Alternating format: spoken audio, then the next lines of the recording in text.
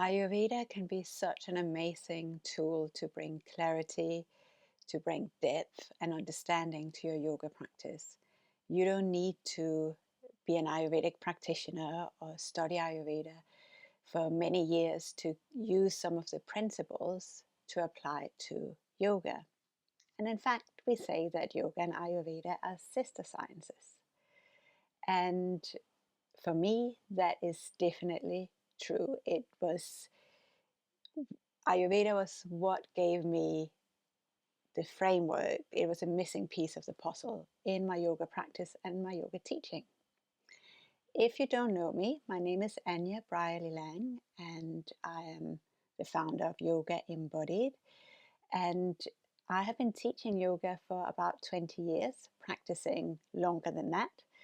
And I came to Ayurveda quite early in my practice, but put it aside for a bit until suddenly that was what I needed to study. So I studied Ayurveda and have a Bachelor of Science and a postgraduate degree in Ayurveda as well. But what we can do in our yoga practice, or if you're a yoga teacher, is not necessarily to do all the diet or the treatments, but just understanding some of the principles. It's really about creating context within your practice and teaching rather than adding something on. It's for you as a practitioner or your students to get more depth, get more understanding in your body, in your experience, in your yoga practice on the mat. So what often happens is your yoga teacher might get a little bit of introduction about Ayurveda in the teacher training.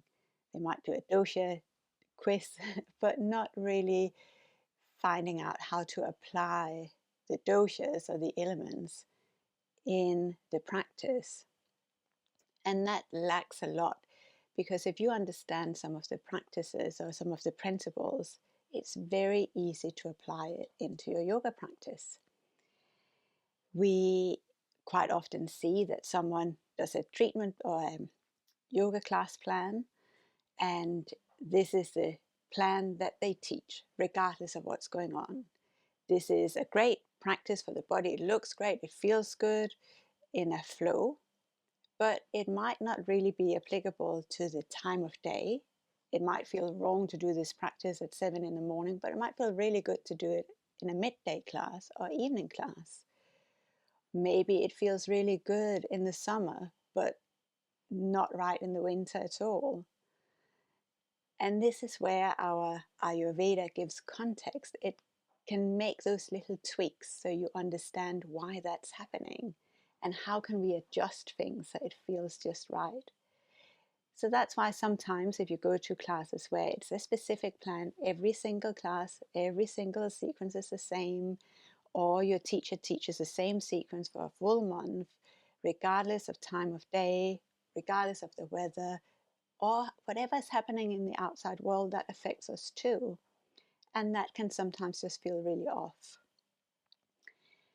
It can feel, as a teacher, comforting to have those templates, but it doesn't serve what you're doing. It's almost like we have this plan or this format, this is how a yoga pose is supposed to look like, or a sequence is supposed to look like, but it doesn't serve the person you're teaching, or if the person is yourself, it doesn't serve you where you are now. It's not for the individual. It's trying to fit into a yoga pose rather than letting yoga be the therapeutic tool it can be, the healing tool it could be. And that's where Ayurveda is such a good framework to have to fit, to support you as an individual. Some of the things that you might come across is, just to put it into context, is hot yoga is very, very popular. You sweat, you feel hot, you feel like you do something. And that might feel really good for people who like that, the type A personality that needs to push, that needs to get hot. But actually, if they keep doing it, they start feeling depleted, they feel tired. they feel burned out. They don't recover well. They feel dry or rough, or maybe get even more angry or irritated or frustrated. But if you are a type that might be quite heavy and lethargic and cold in the body, maybe a bit of warmth is actually really useful.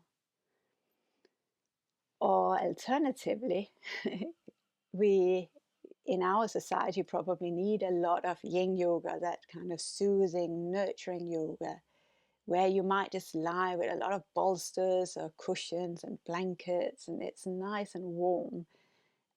And that would probably be really good for someone that is fidgety and needs to move around a lot. But they might actually need to move that energy before they can rest. And if you're someone that's already feeling heavy, feeling low, and then you practice something that has those same qualities, it can maybe make you feel a bit less motivated than something with more energy would do. And this is what we can learn through applying some quite simple Ayurvedic principles to our yoga practice. We can understand when it would be a really good idea for us to do a very soothing, calming, restorative practice, or when we need to really energize, get some sun salutations and get a bit of movement and heat in the body. If you know a little bit about Ayurveda, you probably also know about digestion. Now, as a yoga practitioner, or certainly as a yoga teacher, you don't need to know about food, and certainly don't give any information of food unless you are qualified to do so.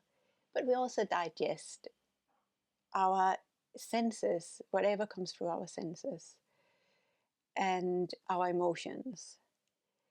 And how do we support that digestion in our yoga practice? How do we give space to digest so that we can clear that energy so it doesn't become what in Ayurveda we would call ama, or undigested material?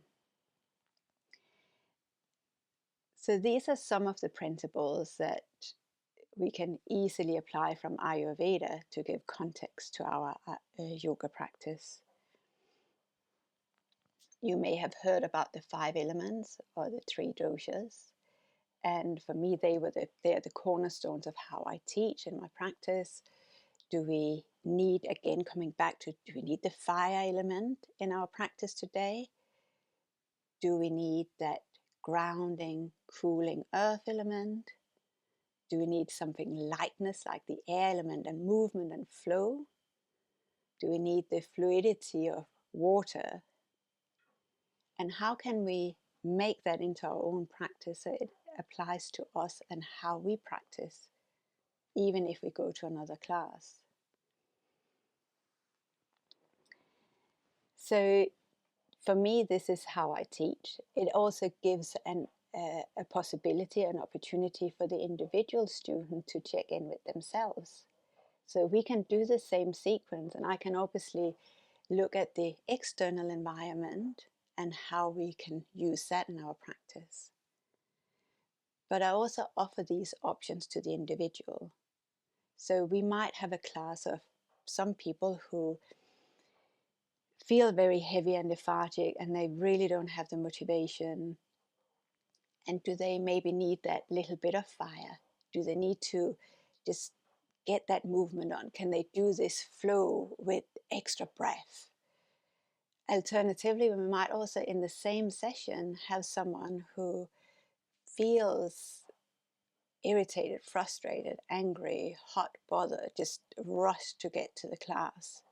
Can they do the same sequence but apply that cooling, watery element to transform that heavy, that frustration and irritation?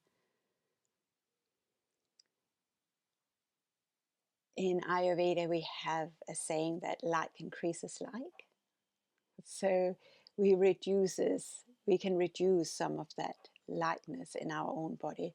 So when you come to a class, you check in with yourself, because you're the only one that knows what's going on in your body, your energy, your energetic digestion. And so you can learn these principles. And this is what I'm so passionate about, that it's your body, it's your experience, it's your practice, even when you come to my class or someone else's classes. And this is something I drop into my yoga classes, but I want to share more outside of the yoga so you can concentrate on the yoga, but have all the wisdom of Ayurveda. So on the 3rd of March, Tuesday evening, we will meet for 6 Tuesdays, and we'll discuss these subjects of Ayurveda and how we can practically apply that into our yoga practice. So you don't have to be a yoga teacher, it's just for your own practice. But obviously, if you are yoga teachers, this is amazing because you can apply this to your yoga classes as well, or your one-to-ones, which is amazing to have that opportunity to get that awareness. So it's not about becoming an Ayurvedic practitioner. You're not going to change your diet. You're not going to do various treatments at all. This is about how yoga and Ayurveda are sister sciences, and how you can really embrace this wisdom into your yoga practice to have a framework that you can create your individual experience, whether it's your home practice, your own practice on your own, you go to a class, and you can individualize it. So you're not fitting into a yoga pose, but you're making your yoga practice be for you, your uniqueness, your individuality. So this is how I've been teaching for a long time. It sort of makes sense to me. And I hope you will join me on the journey. So you can join us on the 3rd of March on the Tuesday evenings. They are live on Zoom, but they are also recorded. So I know some people live in different time zones and just have different commitments. So all these lessons are recorded and you can enjoy them in your own time. You can ask me questions. We can have discussions, and I hope you will join me. You can book now. The booking link is ready for you to join, and I love to see you there, or join me in one of my regular classes to see how I teach. So thank you so much for watching.